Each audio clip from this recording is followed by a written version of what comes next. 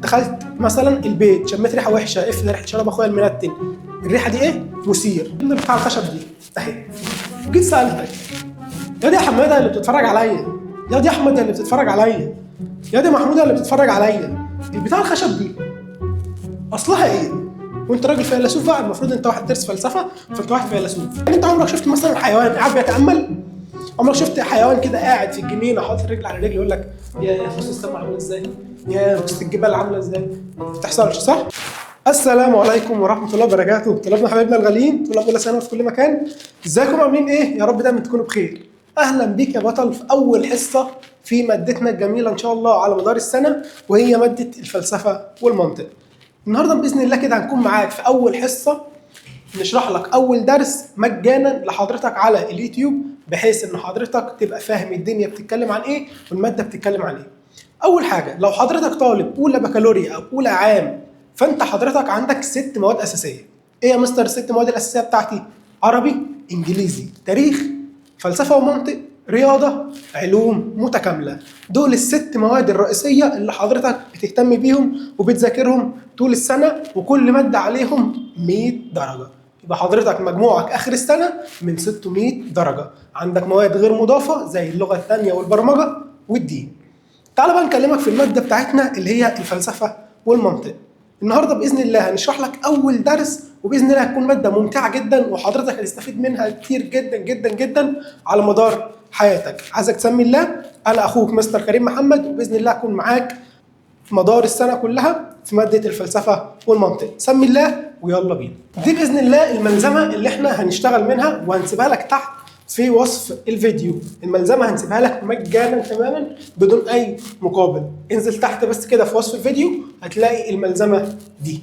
بس احنا سيب الملزمه كده على جنب، وتعالى نجيب بقى السبوره بتاعتنا ونشرح اول درس نشوف بيتكلم عن ايه. بص يا صديقي، صلي بينا على النبي صلى الله عليه وسلم. وحد الله. انا باذن الله الحصه دي هتكون مجانا لحضرتك على اليوتيوب. طب يا مستر احنا عايزين نتابع حضرتك على المنصه، نعمل ايه؟ هتلاقي رقم تحت او فورم حضرتك بتسجل فيه اسمك وبياناتك، والتيم بتاعنا بيتواصل معاك ويدخلك على المنصه. طب يا مستر بصراحه انا مش عايز اشترك مع حضرتك على المنصه وعايز اتابع حضرتك على اليوتيوب. احنا ممكن ننزل لك المنهج بالكامل على اليوتيوب، بس بشرط واحد. لو الفيديو ده تحدي لكم بقى، لو الفيديو ده جاب 2000 لايك، 2000 لايك انا هنزل لك المنهج بالكامل مجانا على اليوتيوب.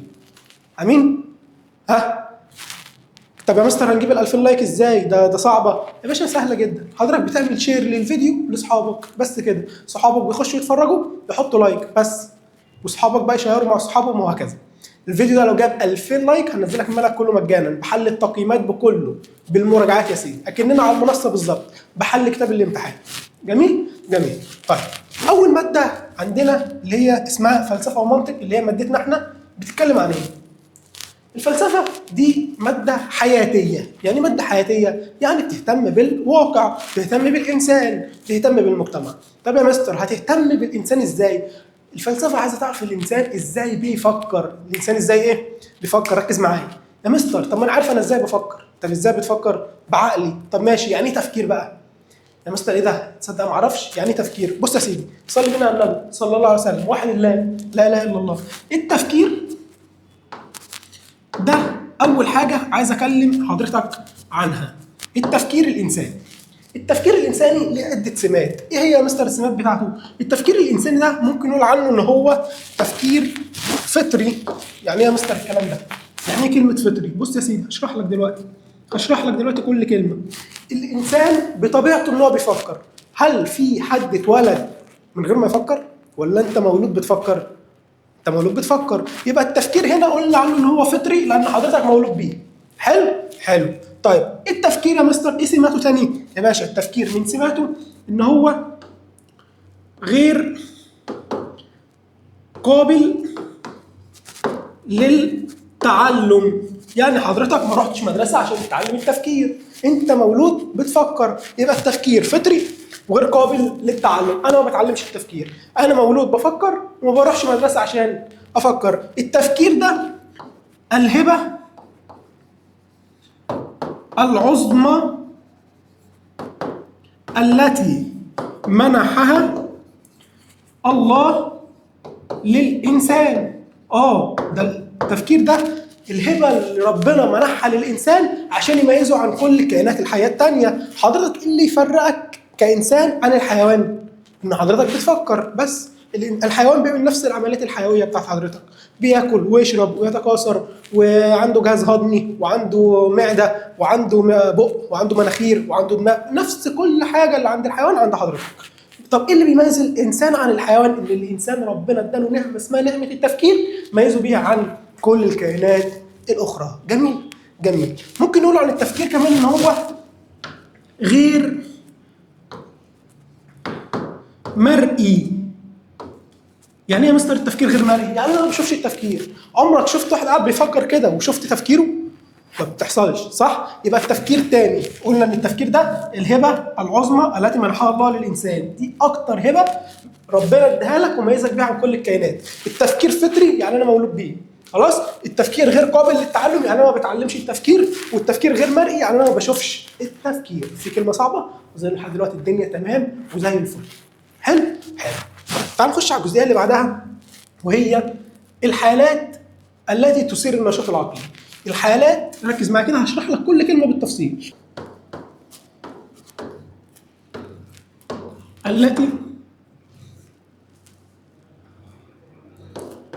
التي تثير النشاط العقلي.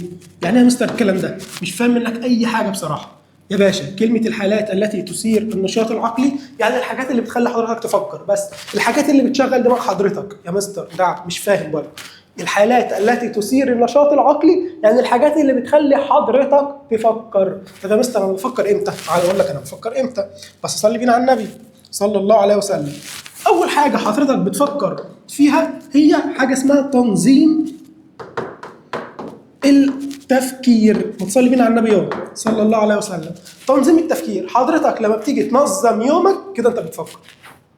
حضرتك لما بتيجي تنظم يومك كده انت بتفكر. حضرتك حبيت تعمل جدول مذاكره، مش انت كده نظمت مذاكرتك؟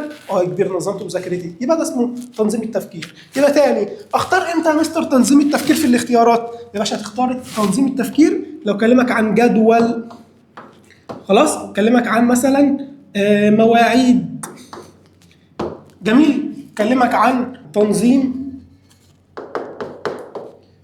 الاعمال، خلاص. يبقى تاني حضرتك تختار تنظيم التفكير امتى في الاختيارات؟ لما يكلمك عن جدول او مواعيد او تنظيم الاعمال. مش فاهم اي حاجه يا مستر بصراحه. اجي اقول لك دلوقتي مثلا حضرتك حبيت تعمل جدول مذاكره كده، جدول مذاكره يعني انا هنظم مذاكرتي يبقى تنظيم تفكير. حضرتك دلوقتي طالع الاذاعه المدرسيه، حضرتك بتقول اي كلام ولا تبقى محضر الكلام من قبلها؟ قال لا يا كبير بابا محضر الكلام من قبلها. ايوه انا واحد شاطر، بابا محضر الكلام من قبلها. طالما انت واحد شاطر بتبقى محضر الكلام من قبلها، منظم تفكيرك، يبقى ده تنظيم تفكير. نجار مثلا دلوقتي، هل لما يجي يعمل باب هيحط الخشب اي حاجه عشوائي جنب بعض ولا بيحطها وفق ترتيب معين؟ قال لا يا كبير بيحط الخشب وفق ترتيب معين عشان يطلع لي باب. ده اسمه تنظيم تفكير. حلو. يبقى اي حاجه فيها جداول، اي حاجه فيها مواعيد، هتحط مواعيد لحضرتك مثلا في اليوم من الساعه كذا لكذا هعمل كذا ومن الساعه كذا لكذا هعمل كذا. ده اسمه تنظيم تفكير. تنظيم الاعمال، حضرتك بتنظم يومك. حلو جدا يا كبير. رقم 2 بتخلي حضرتك تفكر. 2 حاجه اسمها تذكر الماضي. ايه يا كبير تذكر الماضي ده؟ مش فاهم اي حاجه بصراحه. بص يا سيدي صلي بينا على النبي صلى الله عليه وسلم. حضرتك دلوقتي دخلت اللجنه، حلو، عندك امتحان ودخلت اللجنه. هل مش انت بتبقى مذاكر من قبلها؟ يا كبير بقى مذاكر من قبلها. طب بتقعد في الامتحان بتعمل ايه؟ بقعد افتكر اللي انا ذاكرته. ثواني بقى هنا، بتفتكر اللي انت ذاكرته صح؟ طب مش انت بتستدعي حاجات قديمه انت كنت مذاكرها؟ ده اسمه تذكر الماضي. حضرتك موبايلك وقع في الشارع وقابلت واحد صاحبك قلت له بس عايز دقيقه هرن على موبايلي او هرن على ابويا او هرن على اي حد. انت بتعمل ايه؟ مش بتفتكر الرقم؟ تفتكر الرقم انت مثلا دلوقتي مسكت موبايل صاحبك وعمال تفتكر 0 و2 عمال تفتكر الرقم. طالما عمال تفتكر حاجه قديمه ده اسمه تذكر الماضي. صلي بينا على النبي صلى الله عليه وسلم. يبقى تاني، تذكر الماضي دي احداث سابقه في الماضي، احداث ماضيه، خلاص، استدعاء خبرات سابقه. خلاص، يبقى تاني احداث في الماضي او استدعاء خبرات سابقه، يبقى ده اسمه تذكر الماضي. تاني كلمتك في كام حاجه بتخلي حضرتك تفكر، الحالات التي تثير النشاط العقلي. يا كبير حضرتك كلمتني في 2، تنظيم التفكير وتذكر الماضي. تنظيم التفكير لو انا منظم في كلامي وفي تفكيري وبعمل جداول، تنظيم تفكير. طب هفتكر حاجه من زمان، هفتكر قاعده نحويه بقى وانا في الامتحان، هفتكر رقم واحد صاحبي، هفتكر اي حاجه من زمان، تذكر الماضي. سهله سهله. تعال نخش على رقم 3 في الحالات اللي بتخليني افكر، الا وهي التخطيط للمستقبل. صلي بينا على النبي اهو صلى الله عليه وسلم. التخطيط للمستقبل عكس تذكر الماضي. تذكر الماضي انت بتفتكر حاجات من زمان. طب التخطيط للمستقبل بتخطط لحاجات لسه هتحصل. اكتب جنبها هنا بعد اذنك، لو حضرتك طبعت الملزمه اكتب جنب التخطيط للمستقبل او هتلاقيها مكتوبه، اكتب جنبها هنا احداث قادمه، حاجات لسه ما حصلتش. انا بصراحه نفسي اخش كليه اعلام، فانا هخش ادبي، او لو انت بكالوريا هتخش مسار الاداب والفنون. ثواني بس، انت دخلت اعلام ولا لسه؟ لا لسه، بس انا بخطط اخش اعلام فهخش مسار اداب والفنون. انت لسه ما دخلتش اعلام صح؟ بتخطط. طالما لسه بتخطط للمستقبل ده اسمه تخطيط للمستقبل. حضرتك جدك مثلا زمان كده اشترى حته ارض، ليه؟ عشان عيالي او عيالي لما يجوا يبنوا عليها. ثواني بس، هو اشترى الارض اهي، حد بنى عليها؟ لا لسه، بس هو اشترى الارض عشان احداث قادمه في المستقبل. حلو، حلو جدا. صلي بينا على النبي صلى الله عليه وسلم. ما تزهقش من الصلاه على النبي بالله عليك. حلو. طيب يبقى تاني كلمتك في كام حاجه من الحالات التي تثير النشاط العقلي. 3، تنظيم التفكير، تذكر الماضي، تخطيط للمستقبل.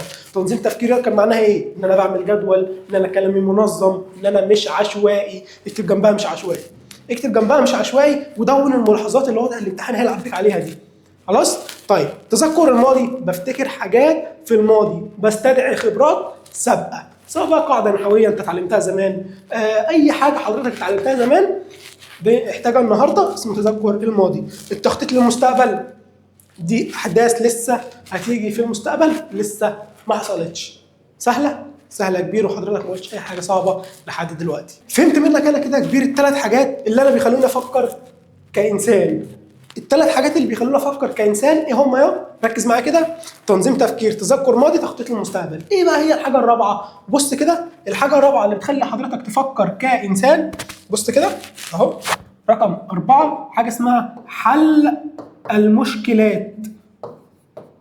حل المشكلات.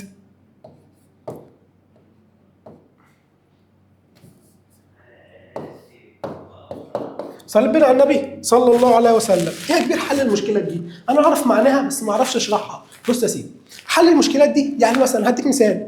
انت دلوقتي مثلا رحت لواحد صاحبك البيت، لقيت المنيل هكر التابلت او بوظ التابلت بتاعه، فانت حضرتك رحت ساعدته ان انت ترجع له التابلت تاني للمنظومه. كده انت حضرتك حلت له المشكله. صاحبك مش عارف يخش على الامتحان فانت ساعدته، حضرتك حلت له مشكله. صاحبك مش عارف يعمل جدول مذاكره فحضرتك ساعدته، حل المشكلات. يبقى تاني حل المشكلات اكتب جنب هنا التغلب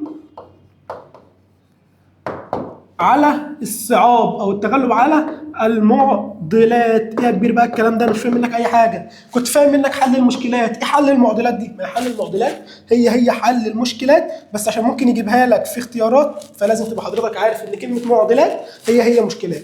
حل المشكلات هي حل المعضلات. حل المشكلات هي التغلب على الصعوبات. يا كبير ايه هي الصعوبات اللي تغلب عليها؟ واحد صاحبك منيل مدهول بوظ التابلت بتاعه فانت حضرتك ساعدته، خلاص دي اسمها حل المشكلات. مش عارف يذاكر فانت ساعدته، حل المشكلات. في مساله قدامه في الفلسفه مش عارف يحلها فحضرتك ساعدته، حل المشكلات.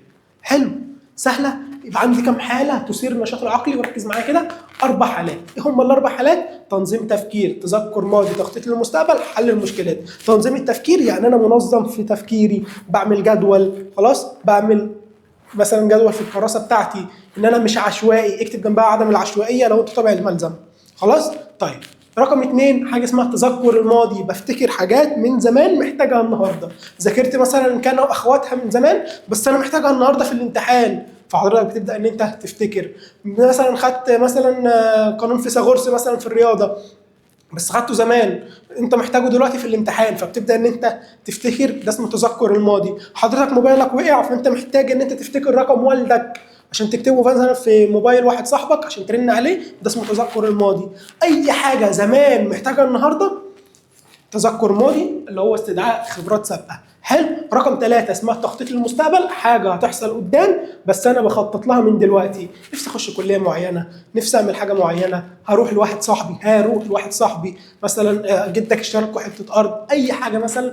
اقول لك على حاجه مثلا، السؤال ده اللي بيجي فيه اسئله كتير قوي في المنهج او في الامتحانات، ايه هو؟ بيقول لك مثلا عن رؤيه مصر 2030، رؤيه مصر 2030 او هي 2030، ان مصر مثلا تقول لك ايه؟ ان احنا مثلا في سنه 2030 هنكون حققنا 1 2 3 4، ده اسمه ايه؟ تخطيط للمستقبل. خلاص؟ طيب ليه؟ لان هي احداث قادمه. حلو. طب حل المشكلات؟ لا، حل المشكلات دي بقى لو واحد قدامه مشكله انا بساعده، او انا شخصيا قدامي مشكله فبحاول ان انا احلها. سهله؟ والله الكلام سهل ومفيش اعبط من كده. تعال نخش على الجزئيه اللي بعدها، وهي بقى عايزين نعرف ايه هي اهميه التفكير. يا كبير انا عرفت معنى التفكير ان هو فطري ومش بشوفه ومش بتعلمه، والهبه العظمى اللي ربنا اداها لي، وفهمت الحاجات اللي بتخليني افكر اللي هم الاربع حاجات اللي هو تنظيم التفكير وتخطيط للمستقبل وتذكر الماضي وحل المشكلات. طيب اهميه التفكير بقى، بس قبل ما نقول لك اهميه التفكير تعال نحل كده سؤالين نختبر حضرتك فيهم. استنى بس لحظه وهخليك تكمل الفيديو تاني. لو حضرتك عايز تنضم لينا على المنصه، منصتنا اسمها منصه اديولينز، اكتب على جوجل بلاي او اب ستور منصه اديولينز هتلاقي ده شكلها. خلاص؟ خش عليها، حملها، سجل حسابك، او ممكن تكتب بياناتك في الفورم اللي احنا هنسيبه لك تحت الفيديو واحنا هنتواصل معاك وندخلك على المنصه. سعر اشتراك المنصه هتلاقيه مع التيم بتاعنا، كلمهم هيقول لك الاشتراك بكام، شامل الكتاب يا سيدي مجانا. خلاص؟ طيب كمل بقى الفيديو بتاعك. على كده نجيب لك الملزمه، نحل سؤالين نختبر حضرتك فيهم. طبعا الملزمه اهي، لو حضرتك حبيت ان انت تطبعها هتلاقيها في وصف الفيديو. تعال نحل بقى السؤالين بتوعنا على الجزئيه اللي احنا شرحناها. خلاص؟ ده اهو التفكير ومعناه، خلاص، والحاجات اللي بتخليني افكر، الحالات اللي بتخليني افكر اللي هم الاربع حالات. جميل. تعال بقى نحل السؤالين دول. طبعا انت المفروض توقف الفيديو وتحل وبعد كده تشوف انا حليت ازاي. خلاص؟ طيب قال لك وضح افلاطون في كتابه متناولا كيف كانت للظروف التي مرت بها اليونان تأثيرا عليه خاصة في نشأته والمراحل الأولى من حياته. استخلص مما سبق أحد الحالات التي تثير النشاط العقلي للإنسان. لا لحظة واحدة بقى كده. أنا هنا مستر كريم قال لي الأربع حالات اللي تثير النشاط العقلي للإنسان، إيه هما؟ تذكر الماضي، تخطيط للمستقبل، تنظيم تفكير، حل المشكلات. تعال نشوف بقى الواد أفلاطون هنا كان بيقول لك إيه؟ بيقول لك إن هو كان عمل كتاب بيشرح فيه ازاي كانت للظروف اللي مرت بيها اليونان زمان تأثير عليه هو، ازاي الظروف اللي اليونان مرت بيها زمان أثرت على الواد أفلاطون. يا دي أفلاطون، نعم، ازاي الظروف القديمة أثرت عليك، قالها لنا في كتابه. طيب يبقى دي أنهي حالة من الحالات التي تثير النشاط العقلي؟ لا يا كبير، طالما حاجات زمان يبقى أكيد ده تذكر الماضي. تذكر إيه؟ الماضي. سهلة؟ والله سهلة جدا جدا جدا. هنخش على السؤال اللي بعده. من أقوال هنري ديفيد: خطوة واحدة لن تعبر طريقا، بل تتابع الخطوات والتأني والتروي سيجعلنا نواجه الصعاب ونصنع المستحيل. عايزك وانت بتقرأ السؤال كده الكلمة اللي انت تحسها كلمة مفتاحية اصطادها كده، حط تحتها خط. خلاص؟ طيب استنتج 2 من صور النشاط العقلي للإنسان. عايز 2 من صور النشاط العقلي للإنسان. طب ايه هم النشاط العقلي للإنسان اللي انا شرحتهم لك؟ اللي هم الأربعة: تنظيم تفكير، تذكر ماضي، تخطيط للمستقبل، حل المشكلات. برافو عليك جدع، ده اللي انت قلت الأربعة دول. بص كده، بص هنا ديفيد قال لك ايه بقى؟ قال لك خطوة واحدة لن تعبر طريقا، انت عمرك ما هتعدي طريق بخطوة واحدة، بل تتابع الخطوات، خطوة ورا خطوة، خطوة ورا خطوة. خلاص؟ والتأني والتروي سيجعلنا نواجه الصعاب. تتابع خطواتك هتخليك تواجه صعابك، تتابع الخطوات تخليك تواجه الصعاب والمشكلات. طيب ما تصلي بينا على النبي. تتابع الخطوات دي معناها ايه؟ معناها تنظيم التفكير. برافو عليك يا برافو عليك يا ده اللي عارف ان هي تنظيم التفكير. بص كده، تنظيم التفكير. طيب نواجه الصعاب بقى، انهي واحده يا كبير؟ دي هتكون حل المشكلات. والله يا جدعان الكلام عبيط قوي قوي قوي، ولا انا اللي بشرح حلو؟ اكيد انا اللي بشرح حلو يعني. خلاص. طيب اهميه التفكير الانساني، تعال نرجع برضو للسبوره بتاعتنا. بس قبل ما اقول لك التفكير الانساني اهميته ايه للانسان، عايز اقول لك ايه الخطوات اللي بتخلينا نفكر. خلاص. مراحل التفكير. ايه ده يا مستر؟ وانا بفكر اصلا بمر بمراحل؟ لازم عشان تفكر لازم حضرتك تمر بمراحل. طب ايه هي المراحل دي؟ ما تشرحهم لي. اول حاجه حضرتك بتتعرض لمثير. ركز بقى معايا، ركز معايا اشرح لك كل كلمه، كل كلمه اشرحها لك بالتفصيل التفصيل. يعني كلمه مثير دي يا كبير يعني موقف. يعني ايه؟ يعني موقف. حضرتك بتتعرض لموقف في حياتك. خلاص. موقف ايا كان بقى، دخلت البيت، نزلت تلعب مع صحابك، اي حاجه حضرتك بتتعرض ليها ده اسمها مثير. حد رن عليك سمعت صوت الموبايل، ده اسمه ايه؟ مثير. دخلت مثلا البيت شميت ريحه وحشه، ده ريحه شراب اخويا المنتن، الريحه دي ايه؟ مثير. خلاص. اي حاجه حضرتك هتتعرض لها جايه لك من بره اسمها ايه؟ مثير، سميناه موقف. حلو. طيب المثير ده بستقبله ازاي؟ ما تصلي بينا على النبي صلى الله عليه وسلم. بستقبله عن طريق حاجه اسمها الحواس. اسمها ايه؟ اسمها الحواس. الحواس الخمسه بتاعت حضرتك. ايه هي الحواس بتاعتي؟ شم، بصر، تذوق، سمع، وحاسه الاخيره اللي هي اللمس. حلو. يبقى تاني المواقف بتاعت حضرتك بتستقبلها عن طريق الحواس اللي هم الخمس حواس اللي ربنا خلقهم لك. ريحه شراب اخوك المعفن شميته ازاي؟ بحاسه الشم، صح؟ دخلت البيت مثلا موبايلك رن، عرفت ازاي ان هو بيرن؟ بحاسه السمع، وهكذا. حلو. طيب بعد الحواس، بعد ما بستقبل المثير ده بالحواس بعمل ايه؟ يا باشا حضرتك عقلك بيعمل عمليات ذهنيه غير مرئيه. عقلك بيعمل عمليات ذهنيه غير مرئيه عشان يعرف يقول لك ايه اللي حصل دوت. حضرتك دلوقتي دخلت البيت، ايه ده؟ في ريحه ايه؟ ريحه ملوخيه. ده في ريحه ملوخيه جوه. خلاص. عرفت ازاي ان في ريحه ملوخيه؟ بحاسه الشم، صح؟ طيب عقلك عمل عمليه ذهنيه غير مرئيه، قال لك الحياه ده في ملوخيه جوه، في غدا النهارده حلو. خلاص. طيب دي مراحل التفكير. سهله؟ والله يا كبير الكلام سهل جدا جدا جدا. تعال بقى نعرف ايه هي اهميه التفكير. صلي بنا على النبي صلى الله عليه وسلم. تعال اقول لك يا اهميه التفكير. أهمية التفكير ليك كإنسان، أنت هتستفاد إيه أصلا من التفكير؟ تعال أقول لك. أول حاجة حضرتك هتستفادها من التفكير هي المنفعة العملية للفرد. نصلي بينا على النبي صلى الله عليه وسلم. يا كبير المنفعة العملية للفرد دي، أول حاجة طالبها من حضرتك إن أنت تكتب جنبها هنا منفعة خاصة. خلاص. يعني دي حاجه انت الوحيد اللي هتستفيد منها. خلاص. طيب ازاي؟ حضرتك رحت مثلا دلوقتي رحت الجيم. رحت فين؟ الجيم. مين اللي بيطلع له عضلات؟ انا ولا انت؟ انت. مين اللي استفاد؟ انا ولا انت؟ انت. يبقى دي اسمها منفعه عمليه لان انت الوحيد اللي استفدت. خلاص. حضرتك ذاكرت جامد طول السنه فطلعت الاول على المدرسه او طلعت الاول على الجمهوريه، مين اللي استفاد؟ انا ولا انت؟ انت. خلاص. مين اللي هيتكرم؟ انا ولا انت؟ انت. طالما انت الوحيد اللي استفدت يبقى دي اسمها منفعه عمليه، سميناها منفعه خاصه. حلو. حلو. مين اللي بيستفيد؟ انت لوحدك. خلاص. رحت خدت كورس مثلا عشان تنمي اللغه بتاعتك. حلو. فبالتالي بقيت تتكلم انجليزي كويس، بقيت تتكلم الماني كويس، بقيت تتكلم فرنساوي كويس، ايا كان الكورس بتاع حضرتك. طيب مين اللي استفاد؟ انت. طالما انت الوحيد اللي استفدت ده اسمه منفعه عمليه، اسمها منفعه خاصه. سهله؟ سهله جدا جدا جدا. رقم 2 حاجه اسمها المنفعه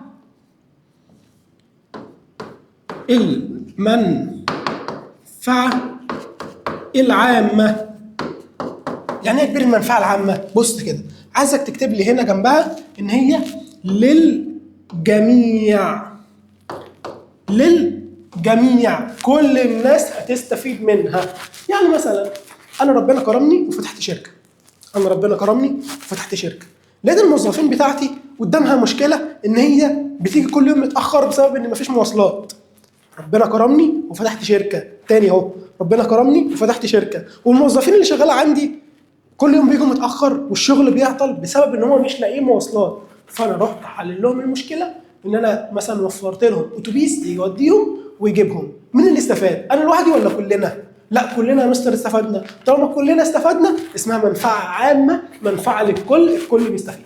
سهله؟ والله العظيم الكلام سهل، بس عايزك تصلي على النبي صلى الله عليه وسلم. موحد الا كده، لا اله الا الله. عندي رقم 3 من الحاجات اللي بتخليني استفيد من التفكير بتاعي، حاجه اسمها الصحه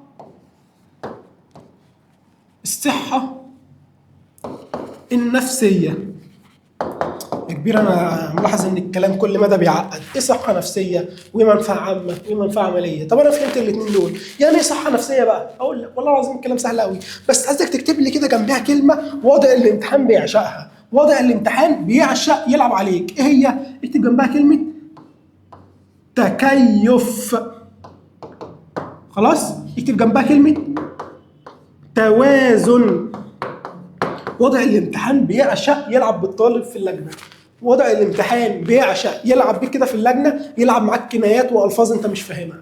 يجيب له يشيل لك كلمه صحه نفسيه ويحط لك كلمه تكيف وانت عيني تتسوح. بس عيب عليك، انا هقول لك كل المصطلحات اللي هتواجهك على مدار السنه. كلمه تكيف ان حضرتك هنا بتتاقلم مع الموقف اللي انت فيه. اكتب جنبها كلمه تاقلم لو انت طالع الملزمه. خلاص؟ طيب ازاي يا مستر هتاقلم؟ حضرتك مثلا دلوقتي خلصت ثالثه اعدادي صح؟ خلصت ثالثه اعدادي يا كبير. خلصت ثالثه اعدادي الحمد لله وجبت مجموع ودخلت بكالوريا. جامد يوم، عالمي يوم. بعد ما خلصت ثالثه اعدادي رحت فين؟ رحت المدرسه الثانويه. لحظه واحده بقى هنا. اول يوم ليك في المدرسه، هل بتبقى واخد على الجو واخد على المدرسين ولا بتبقى واقف كده ايه؟ ساكت ومش عارف تروح فين وتيجي منين؟ صح؟ صح؟ طب بعد اسبوع في المدرسه لا انت خلاص خدت على الجو وخدت على المدرسين وخدت على عم حسين البواب وخدت على الراجل بتاع الكانتين وعمال طالع نازل. صح؟ صح. طيب ده اسمه ايه؟ اسمه صحه نفسيه. ان حضرتك بدات تتكيف مع الموقف اللي انت فيه، بدات تتاقلم مع الموقف اللي انت فيه، بدات تعمل توازن مع الموقف اللي انت فيه. ربنا كرمك مثلا وعزلته من البيت. خلاص؟ هل لما تروح منطقه جديده هل تعاملك مع الناس هيبقى نفس التعامل مع الناس في البيت القديم؟ لا، انت لسه مش عارف الناس، مش عارف تروح سوبر ماركت ازاي، مش عارف تجيب حاجات البيت ازاي، مش عارف اصلا الناس اللي حواليك. صح؟ طب بعد اسبوع بعد شهر انت بدات الناس اللي معديه سلام عليكم عم احمد عم فلان والناس زهقت منك اصلا بسبب الصداع اللي انت عامله. صح؟ صح. طب ده اسمه ايه؟ ده اسمه تكيف مع الاحداث. اسمه ايه؟ اسمه توازن وتاقلم مع الاحداث. فهمت يعني ايه صحه نفسيه؟ فهمت يعني ايه صحه نفسيه؟ يا ده اللي وضع الامتحان هيلعب بيك، ركز معايا. فهمت يعني ايه صحه نفسيه؟ صحه نفسيه يعني انا بعمل تكيف مع الموقف اللي انا فيه. سهله؟ سهله. رقم 4 بقى وركز معايا كده. رقم 4 حاجه اسمها القدره، معذره، حاجه اسمها القدره على التحليل والتقويم والنقد. صلي بينا على النبي صلى الله عليه وسلم. يا كبير انا فهمت من حضرتك المنفعه العمليه بعد ما كنتش مش فاهمها. المنفعه العامه ما كنتش فاهمها، فهمتها من حضرتك. الصحه النفسيه ما كنتش فاهمها بصراحه بس فهمتها من حضرتك. دلوقتي حضرتك قلت لي مصطلح رابع مش فاهم فيه ولا كلمه. ايه ده؟ يعني ايه القدره على التحليل والنقد دي؟ او ايه القدره على التحليل والتقييم والنقد؟ ما انا مش فاهم برضه حاجه. يا باشا هقول لك حاجه واحده واحده كده هشرح لك والله كل كلمه. يا باشا حضرتك دلوقتي لو انا جيت قلت لك الحق ده اخوك شتمك، هل هتروح تضرب اخوك؟ لو انت رحت ضربت اخوك على طول يبقى انت كده ما عندكش تحليل وتقويم ونقد. ايه ده؟ حاسك بدات تستوعب. حاسك بدات تستوعب يعني ايه تحليل وتقويم ونقد. يعني حضرتك ما بتصدقش اي حاجه تتقال لك. حضرتك مش رايح مع الرايحين وراجع مع الراجعين، مش اي حاجه تتقال لك زي الحمار بتصدق. خلاص؟ لازم حضرتك تاخد الكلمه اللي اتقالت لك اهي، تبدا بقى تفحصها وتشوف اذا كان الكلام ده صح ولا غلط. ما تمشيش ورا الشائعات، ما تمشيش ورا الشائعات. يبقى التحليل والتقويم والنقد اهو، اكتب جنبها هنا كده عدم القابليه للاستهواء واحد هيقول لي يا كبير ده انا ما صدقت فهمت التحليل والتقويم والنقد، تقول لي قابليه للاستهواء. ما هي قابليه للاستهواء؟ هي نفس المعنى، ان حضرتك ما عندكش القابليه ان انت تروح مع الرايح وترجع مع الراجع، ما بتصدقش اي حاجه تتقال لك، اي حاجه بتتقال لك بتاخدها تفحصها تشوف اذا كان الكلام ده صح ولا غلط، وبعد كده تبدا ان انت تصدق او ما تصدقش. جيت قلت لك ايه الحيار ده اخوك شتمك امبارح واحنا قاعدين على القهوه، فانت رحت سالت اخوك بقول لك ايه هو حصل كذا كذا كذا، فاخوك قال لك لا والله ما حصلش. طب ايه الدليل ان هو ما حصلش؟ قال لك ان انا ما رحتش على القهوه امبارح اصلا. فبالتالي انت الاشاعه اللي اتقالت لك او الكلمه اللي اتقالت لك انت ما صدقتهاش ورحت ضربت اخوك، انت رحت بدات تفحص وراها، تفحص تشوف اذا كان الكلام ده صح ولا غلط. صليت بينا على النبي صلى الله عليه وسلم. عندي كم أهمية للتفكير؟ عندي يا كبير 4 أهميات مش هيخرج منهم سؤال في الامتحان. المنفعة العملية دي خاصة بي أنا لوحدي، كورسات بقى مهارات جيم أي حاجة خاصة بي أنا لوحدي، اكتب جنبها خاصة بالفرد لوحده، عايز تكتب بالعامية اكتب أنا لوحدي بس، أنا الوحيد اللي هستفاد. خلاص؟ طب منفعة عامة كلنا بنستفيد، منفعة عامة كلنا بنستفيد. الصحة النفسية أنا ببدأ أتكيف وأتوازن مع وتأقلم مع الأمور الحياتية، وقدرة على التحليل والتقويم والنقد، إن حضرتك مش أي حاجة تتقالك زي الحمار بتصدق، أي حاجة تتقالك زي الحمار بتصدق، ما تعملش كده. خلاص؟ طيب أي حاجة هتتقالك افحصها ودور وراها وشوف إذا كان الكلام ده صح ولا غلط بالله عليك عشان ما توديناش في داهية. جميل؟ جميل. يبقى القدرة على التحليل والتقويم والنقد معناها عدم القابلية للاستهواء، يعني أنا ما بصدقش أي حاجة تتقال لي. صلي على النبي صلى الله عليه وسلم. بذمتك يا اخي في حاجه صعبه؟ اقسم بالله كلام تافه جدا جدا جدا اللي انت كنت مستصعبه وشايف ان الماده دي يعني مش عارف هتعمل فيها ايه اصلا طول السنه. بس انا بقول يا سيدي هوعدك ان احنا شغل المنصه اللي بنعمله على المنصه بفلوس هنعمله لك مجانا لو الفيديو ده وصل 2000 لايك. هنحل معاك كتاب الامتحان، هنحل معاك التقييمات، هنحل معاك كل الكتب الخارجيه، هنشرح لك ونعمل لك مراجعات وهنظبطك، بس الفيديو ده يوصل 2000 لايك. خلاص؟ طيب تعالى بقى طيب نحل سؤالين من الملزم. تعالى كده. طبعا الكلام ده كله اللي احنا قلنا مفهوم التفكير، وقلنا ازاي بنفكر، اللي احنا لما بنتعرض لمثير بعد كده بنستقبلها بالحواس اهو، بعد كده العقل البشري بيعمل عمليات ذهنيه غير مرئيه. خلاص؟ طيب وبعد كده قلنا الحاجات التي تثير النشاط العقلي اللي هي زي تنظيم التفكير، وقلنا تذكر الماضي، وقلنا تخطيط للمستقبل، وقلنا حل المشكلات. بعد كده دخلنا على الجزئيه اللي بعدها اللي هي كان حلينا السؤالين دول، وبعد كده دخلنا على اهميه التفكير. حلو؟ ملزمه محترمه جدا جدا جدا، الوان محترمه جدا جدا، تنسيق محترم جدا، حاجه تليق بيك وتليق بينا. خلاص؟ طيب تعالى بقى نحل السؤال ده. طبعا قلنا برضو اهميه التفكير وكل الحاجات ديت هتلاقي امثله كتير قوي في الملزمه. تعالى نحل. من اهم ركائز الحياه قدرة الإنسان على خلق التوازن. والله العظيم يا ابني أقسم بالله بحلف لك بالله أي سؤال حضرتك هتحله سواء في المدرسة في امتحان الشهر أو في التقييمات الأسبوعية بتاع المدرسة، والله مفاتيح الحل بتاعته هكتبها لك على السبورة. والله الحاجات اللي مش مكتوبة في كتاب المدرسة هعرفها لك وأخليك مفاتيح الحل وأخليك برنس في المادة، بس كل اللي عايزه من حضرتك تشجيع بس. خلاص؟ طيب من اهم ركائز الحياه قدره الانسان على خلق التوازن، هي التوازن اهي بين متطلبات الحياه وانشطتها. استخلص من العباره السابقه واحده من اهميه التفكير. مستر كريم قال لي انا عندي كم اهميه للتفكير؟ كان عندي 4. منفعه عامه دي للناس كلها، منفعه عمليه للفرد دي لوحدي، صحه نفسيه، توازن وتكيف مع الامور الحياتيه، القدره على التحليل والتقويم والنقد، ان انا ما بصدقش اي حاجه بتتقال لي. هنا بيقول لي في السؤال ايه؟ خلق التوازن بين متطلبات الحياه وانشطتها، ان حضرتك بتشتغل بتعمل انشطه فعامل تكيف مع حياتك، عامل توازن مع حياتك، يبقى دي طبعا قولا واحدا الاجابه هي الصحه النفسيه. كلام سهل والله يا جدعان، الكلام سهل جدا والله، الكلام سهل جدا. تعال نخش بقى على اساليب التفكير، وعايزك كده رايق معايا اساليب التفكير. عندي كام اسلوب للتفكير يا مستر؟ عندي 4 اساليب. اساليب التفكير.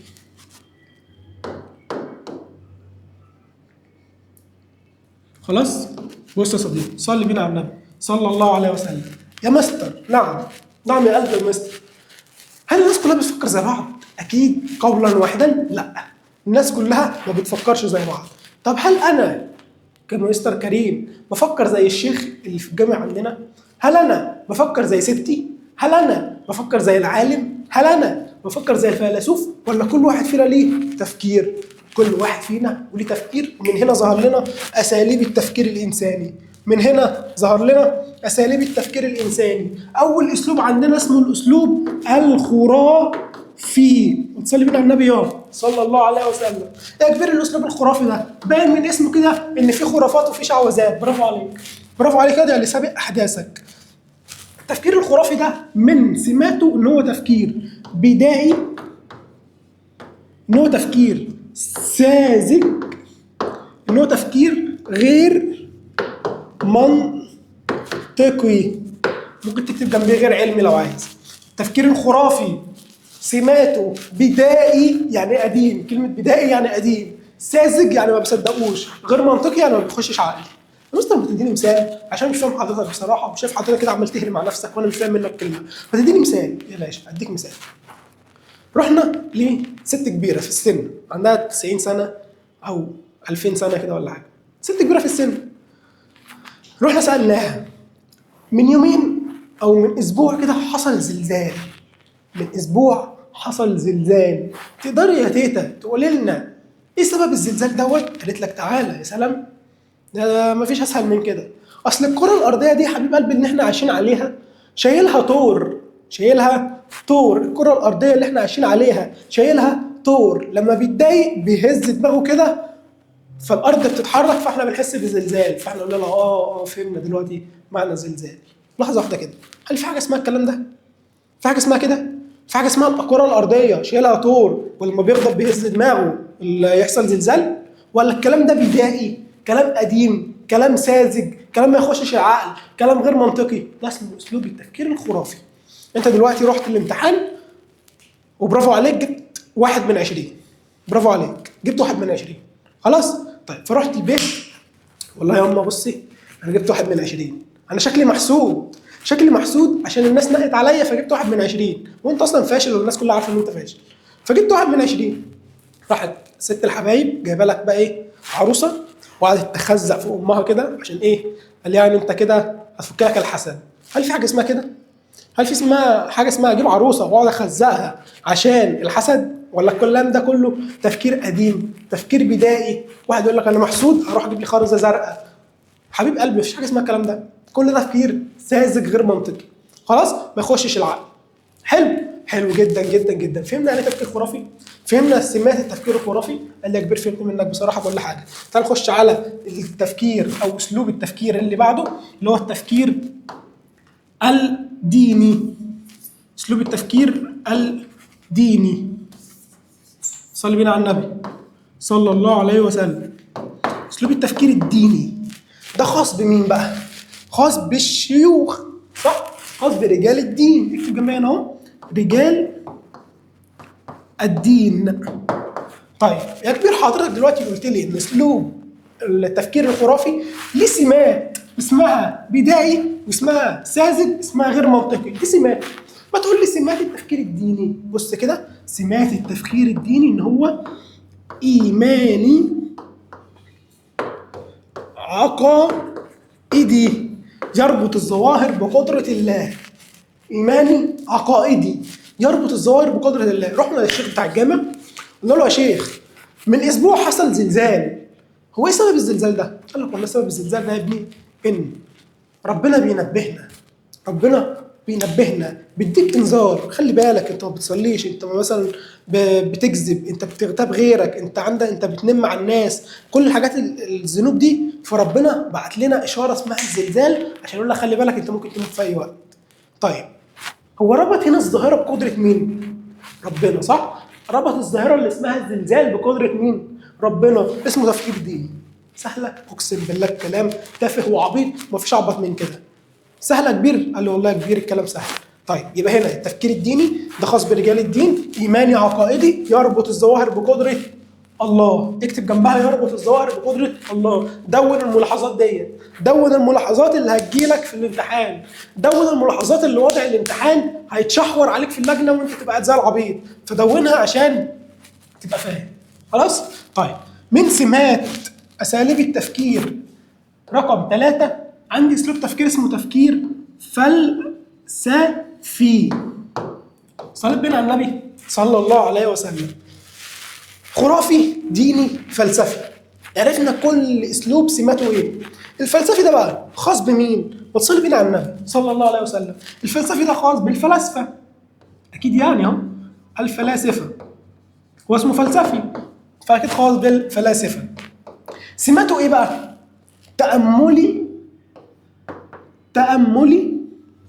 عقلي كلي. جدع، شامل. شايفك اللي فاتح الملزمه. كلي شامل.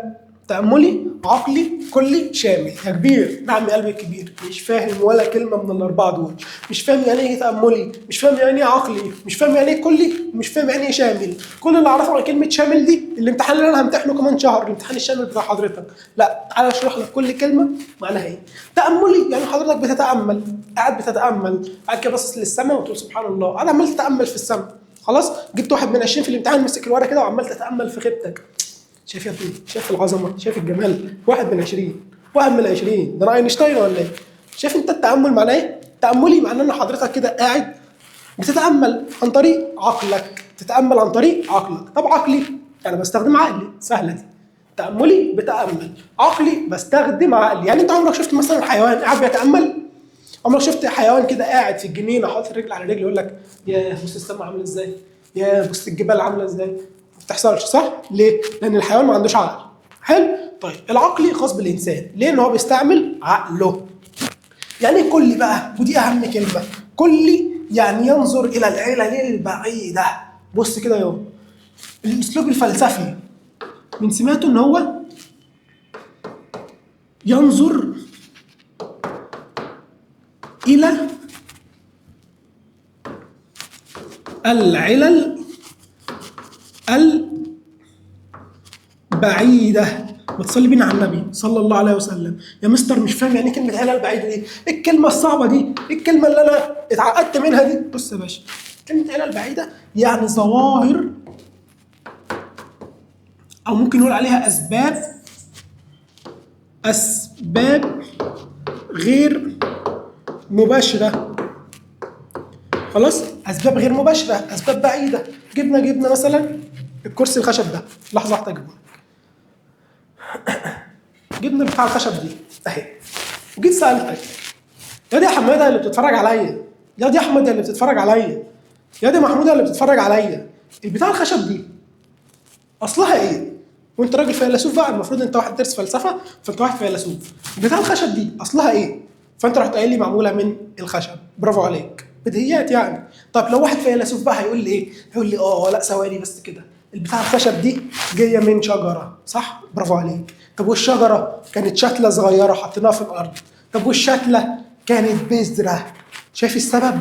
يعني الخشب، يعني الترابيزه الصغيره دي او الكرسي الصغير ده كان اصله بذره. عمالين نروح للاسباب البعيده، للاسباب الغير مباشره. شفت كلمه علل بعيده معناها ايه؟ يعني بنروح لاصل الاشياء. اكتب جنبها اصل الاشياء. نرجع بس الحاجه دي مكانها. خلاص، نرجع تاني. كلمه علل بعيده معناها اصل الاشياء، اكتب جنبها اصل الاشياء. خلاص؟ يعني مثلا واحد فيلسوف عايز يعرف سبب الرعد، مش هيقول لك تقابل شحنات موجبه مع شحنات سالبه ويسكت، لا، ده عايز يعرف اصل الرعد من جذوره. من جذوره، كل ما يوصل لسبب عايز اللي بعده، يوصل لسبب عايز اللي بعده، يوصل لسبب عايز اللي بعده. ده معناه كلمه علل بعيده او اسباب غير مباشره. سهله؟ سهله. تعال نخش على اسلوب التفكير رقم 4 اللي اسمه اسلوب التفكير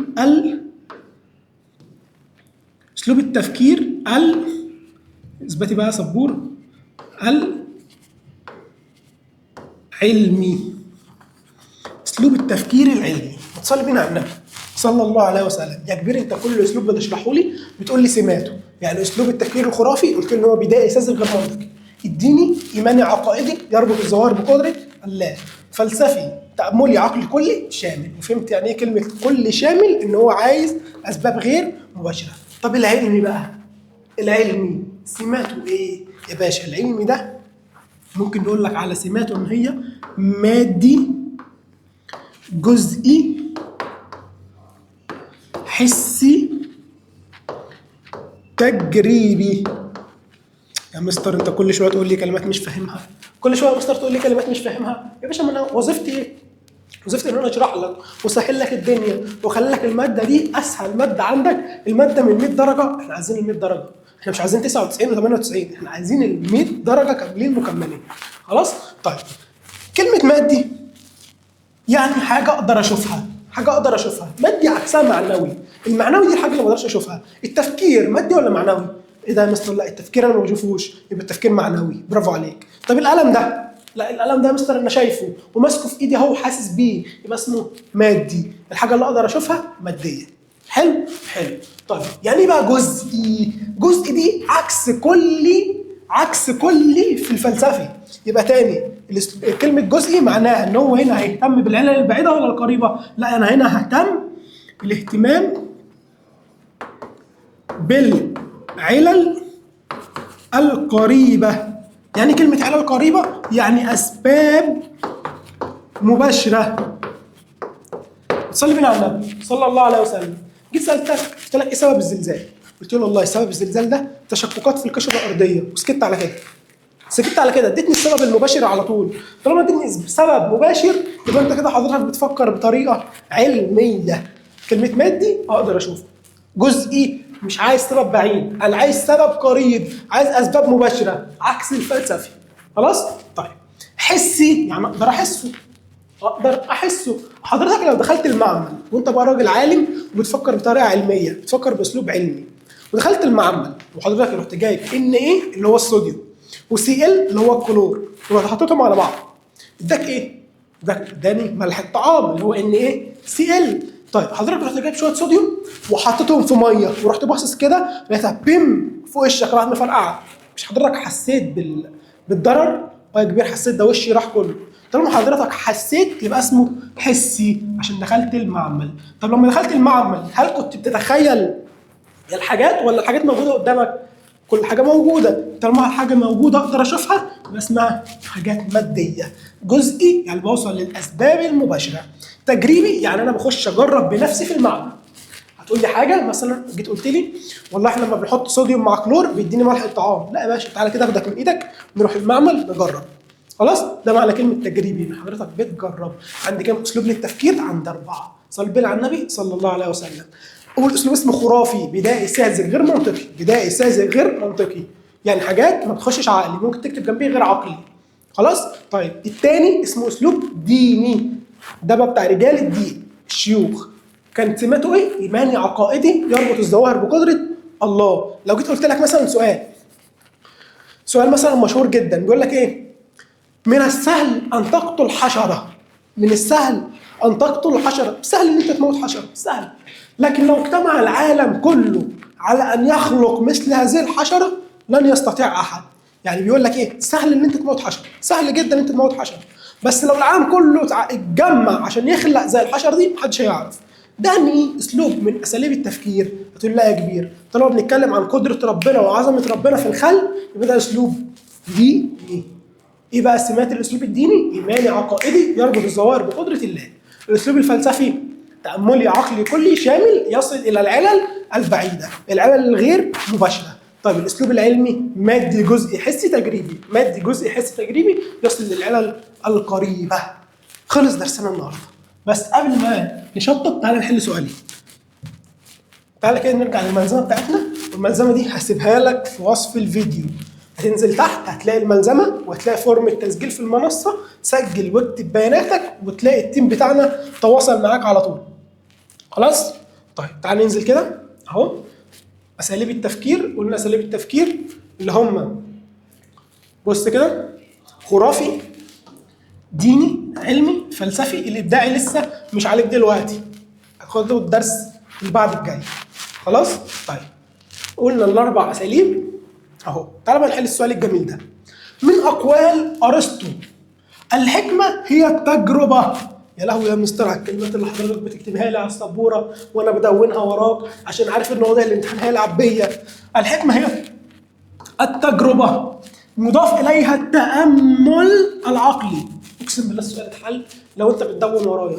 تجربه وتامل عقلي، استخلص من المقوله اسلوبين من اساليب التفكير. لحظه واحده كده يا مستر، حضرتك بتكلمني عن تجربه؟ طب كان هو ايه الاسلوب التجريبي؟ لا ثواني بقى كده، الاسلوب التجريبي كان الاسلوب، برافو عليك، الاسلوب العلمي. ادي اول اسلوب. مضاف اليها التامل العقلي. لا ثواني كده يا مستر، انا كنت عارف ان كان في اسلوب تاملي عقلي كلي شامل كان اسمه الاسلوب الفلسفي. يا ابن اللعيبه، يا ابن اللعيبه، اللي عارف ان هو اسلوب فلسفي يبقى الاسلوبين اللي بيكلمني عنهم في السؤال علمي وفلسفي. خلصت حصه النهارده. كل اللي طالبه من حضرتك لايك وشير وسبسكرايب عشان تشجعنا ان احنا ننزل لك حاجات اكتر. واوعدك الفيديو ده لو وصل 2000 لايك هنزل لك المنهج بالكامل، هنزل لك حل كتاب الامتحان، هنزل لك التقييمات، هنزل لك المراجعات الشهريه، هعمل لك امتحانات، هنقل لك المنصه على اليوتيوب. حلو. طب يا مستر انا بقى مش عايز يوتيوب ومش عايز استنى الفيديو ما يوصل 2000 لايك، انا عايز اخش على المنصه على طول. خش اكتب الرقم ده اهو، او هتلاقي الرقم تحت في وصف الفيديو، او هتلاقي فورم سجل فيها بياناتك واحنا نتواصل معاك عشان ندخلك على المنصه. حلو كده؟ حلو يا كبير. وفي تلك اللحظات السعيده قضي الامر الذي فيه تستفتيان. اللهم علمنا ما ينفعنا وانفعنا بما علمتنا. استنانا فيديوهات تانيه كتيره. سلام.